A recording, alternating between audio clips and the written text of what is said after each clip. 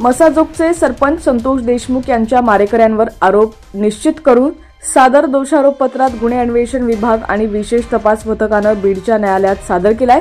या दोषारोपपत्रातून नवनव्या गोष्टी समोर येत आहेत। दोषारोपपत्रात देशमुख यांना मारतानाचे मारेकऱ्यांचे फोटो पाहून संपूर्ण महाराष्ट्र सुन्न झाला होता। त्यानंतर आता दोषारोपपत्रातील देशमुख यांची लेक वैभवीचा पोलीस जबाबही समोर आलाय। संतोष देशमुख यांच्या हत्येचे मूळ आवादा कंपनीच्या खंडणी प्रकरणात असल्याचं स्पष्ट झालंय। देशमुख यांनी खंडणी प्रकरणात मध्यस्थी केल्यानेच वाल्मिक आणि त्याच्या टोळीला राग आला होता। एका साध्या सरपंचानं आपली खंडणी रोखली याचा राग मनात धरूनच कराड गँगने त्यांची हत्या केल्याचं दोषारोपपत्रातून समोर आलंय। या संदर्भातील सरपंच संतोष देशमुखांना आलेल्या विष्णू चाटेच्या फोन संबंधिताचा जबाब वैभवीनं पोलिसांना दिलाय।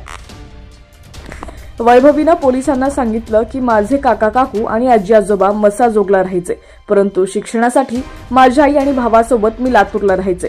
त्यामुळे माझे पप्पा नेहमीच आम्हाला भेटण्यासाठी लातूरला यायचे। 7 डिसेंबर 2024 रोजी रात्री उशिरा माझे पप्पा मसाजोग इथून लातूरला आले होते।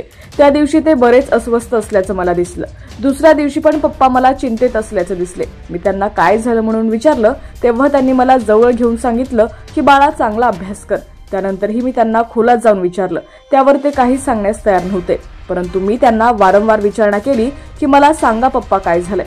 तेव्हा त्यांनी मला 6 डिसेंबर 2024 रोजी आवादा कंपनीमध्ये वाल्मिक अण्णांची माणसं खंडणी मागण्याकरिता आणि कंपनी बंद करण्याकरिता कंपनीत आल्यानंतर मी त्यांना अडवलं होतं।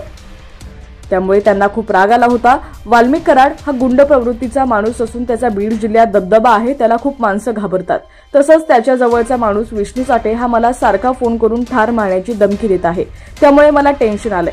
माझं काही बरं वाईट झालं तर आई व विराजची काळजी घे असं म्हणाले होते।